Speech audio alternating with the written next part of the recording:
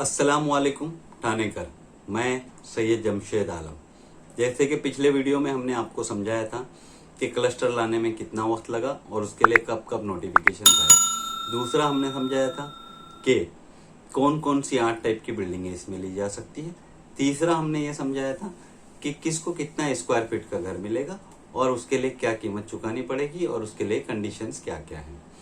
आज के वीडियो में हम सेक्शन 2A जो नोटिफिकेशन का है उसको समझाएंगे, जिसमें बिल्डिंग में रहने वाले लोग अपने हुकूक किस तरीके से साबित कर सकते हैं और कौन लोग इस योजना का फायदा ले सकते हैं। तो चलो दोस्तों शुरू करते हैं कि इस सेक्शन 2A में दिया गया है कि हर वो बिल्डिंग और उसमें रहने वाला इस योजना का फायदा ले सकता है, लेकिन उसके लिए एक शर्त रखी गई है कि सेक्शन 37(1) के तहत जो ऑफिशियल गैजेट निकलेगा उसमें उस डेट को हम कट ऑफ डेट मानेंगे। तो अब लोगों से सवाल ये उठता है लोगों कि कट ऑफ डेट जो है किसको मानी जाए, क्योंकि अंडर सेक्शन 37(1) में काफी नोटिफिकेशन आ चुके हैं।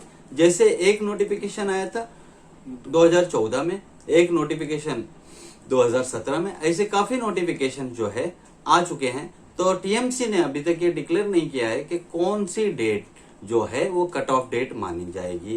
तो टीएमसी ये ग्राउंड पे पब्लिक को कब समझाएगी कि ये कट ऑफ डेट है, इस वक्त की बिल्डिंगों को ही हम लिया जाएंगे, इसमें रहने वाले उस वक्त के वो कट ऑफ डेट वाली बिल्डिंगों में जो लोग रहते हैं उन्हीं को शामिल किया जाएगा।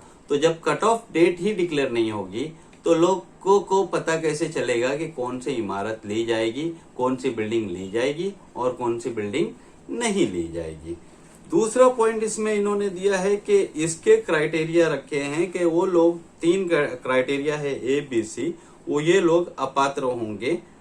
तो उसके लिए ए में दिया है कोई भी नया किराएदार या उसमें रहने वाला कट ऑफ डेट के बाद का जो होगा बिल्डिंग है उसको कंसीडर नहीं किया जाएगा। और उसमें एक शर्त लगाई गई कि नया कोई भी किराएदार या उस मकान में रहने वाला उस बिल्डिंग के उसको नहीं लिया जाएगा जो कट ऑफ डेट के बाद की बनी हुई बिल्डिंगों में रह रहा हो, इलीगल अनऑथराइज्ड बिल्डिंगों में रह रहा हो। अब उसमें एक और चीज इन्होंने बताई कि नो ऑथराइज कोई और अनऑथराइज्ड बिल्डिंग का कंस्ट्रक्शन कट ऑफ डेट के बाद नहीं होना चाहिए। तो ये जिम्मेदारी किसकी आती है कि कंस्ट्रक्शन का काम बाद में नहीं हो? तो ये टीएमसी की जिम्मेदारी है कि वो काम ना हो। अब टीएमसी ने अपना रोल निभाया नहीं और आज भी हमारे यहाँ कंस्ट्रक्शन के जो काम चल रहे हैं और गरीब लोग उस मकान को खरीद भी रहे हैं। तो अब टीएमसी की गलतियों का नुकसान कौन पे करेगा? कट ऑफ डेट अगर मान लेते हैं कि 2017 का नोटिफिकेशन अंडर सेक्शन 37 में आया है तो कट ऑफ डेट 2017 को मानी जाए तो 2017 के बाद में जो बिल्डिंगें इलीगल बनी हैं उसमें जिन लोगों ने मकान खरीदा है तो वो उनका पैसा वेस्ट है। हाँ, तो ये गलती किसकी है? ये गवर्नमेंट की गलती है, क्योंकि टीएमसी का अधिकार है कि कोई कंस्ट्रक्शन ना होने दिया जाए। तो टीएमसी ऑफिसर्स अपनी ड्यूटी से निग्लेक्ट कर रहे हैं, उसी की वजह से कंस्ट्रक्ट हो रहा है। तो पहला अगर किसी पे कोई कार्रवाई करनी हो तो वो टीएमसी के लोग बनते हैं जिनके ऊपर कार्रवाई होनी चाहिए कि इसकी वजह से कई गरीब लोगों को नुकसान उठाना पड़ेगा। और ये गरीबों के लिए योजना लाई गई है, तो गरीबों को उनका हुकूक मिलना चाहिए, ना कि उनको गुमराह रखकर उनके हुकूक छीनना चाहिए। नंबर 2 इसमें दिया है जिसे पॉइंट बी कहते हैं कि कोई भी ऑक्यूपेंट जो किसी तरीके का हाउसिंग सब्सिडी ले रहा है गवर्नमेंट से, वो इस योजना में के अंतर्गत उसकी जो सब्सिडी है वो कैंसिल हो जाएगी।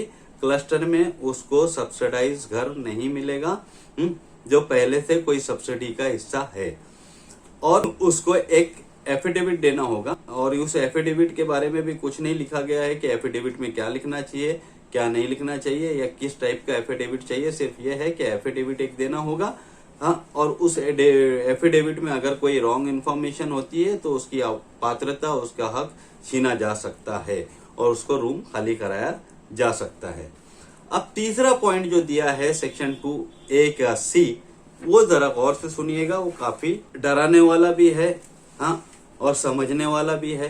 तो इस पॉइंट पे जरा हम ध्यान देते हैं कि इसमें जो एक्चुअल ऑक्यूपेंट है, सिर्फ वही लोग इसमें अपना हक, अपना राइट क्लेम कर सकते हैं। एक्चुअल ऑक्यूपेंट के अलावा कोई, चाहे ओनर हो, प्रमोटर हो, डेवलपर हो, लीजर हो, या लैंडलॉर्ड हो, या बिल्डिंग ओनर हो, वो अपना किसी भी तरीके का राइट क्लस्टर में क्लेम नहीं कर सकते हैं। यानी कि जो क्लस्टर में आप एक मकान है जिसमें वो आपने भाड़े पे दिया हुआ है, तो वो एक्चुअली जो भी रह रहा है उस मकान में, उसको दिया जाएगा। तो अब इस पॉइंट पे कई सवालात उठते हैं लोगों के जहन में कि नंबर 1 कि एक्चुअल ऑक्यूपेंट के लिए कट ऑफ डेट कब की है। दूसरी चीज कि इसका प्रोसीजर कब होगा। इसके बाद लोगों के जहनों में कई सवाल उठते हैं कि इसका डेट और प्रोसीजर क्या होगा जिससे आप एक्चुअल ऑक्यूपेंट को आइडेंटिफाई करोगे कि कौन एक्चुअल ऑक्यूपेंट है। दूसरे एक सवाल लोगों के जहन में ये उठता है कि किसी एक शख्स ने अगर 10 मकान बनाए हैं और वो एक मकान में रह रहा है, उसने अपनी पूरी जिंदगी भर की कमाई से 10 मकान बनाए और वो एक मकान में रह रहा है और 9 मकान उसने किराए पर दिए हैं, तो क्या उसको सिर्फ एक मकान मिलेगा? क्योंकि इस नोटिफिकेशन का जो ये पॉइंट दिया गया है, इस पॉइंट में साफ सुथरा लिखा है कि जो एक्चुअल ऑक्यूपेंट है सिर्फ उसी को मकान मिलेगा, दूसरा कोई भी शख्स इसमें अपना राइट, ओनरशिप, ओनर या प्रोमोटर या डेवलपर या लीजर या लैंडलॉर्ड या बिल्डिंग ओनर, इस तरीके का कोई भी राइट्स नहीं माना जाएगा। सिर्फ एक्चुअल ऑक्यूपेंट ही इस योजना का लाभ ले सकता है। तो ये सारी चीजें टीएमसी कब लोगों को समझाएगी और कब हमसे ये ट्रांसपेरेंसी में काम होगा? जैसा कि एक कहा जा रहा है कि ये योजना गरीबों के लिए है, तो गरीबों या डेवलपमेंट के लिए है पूरा सामूहिक, तो लोगों को कब टीएमसी कॉन्फिडेंस में लेगी और कब ये काम जो है ग्राउंड पे सही तरीके से शुरू होगा? अब जो ये चीज है कि अगर ये योजना में इस तरीके के लॉज है, तो ये गवर्नमेंट डेवलपमेंट के लिए ला रही है, तो लोगों के हुकूक सुन के दूसरों को क्यों दे रही है?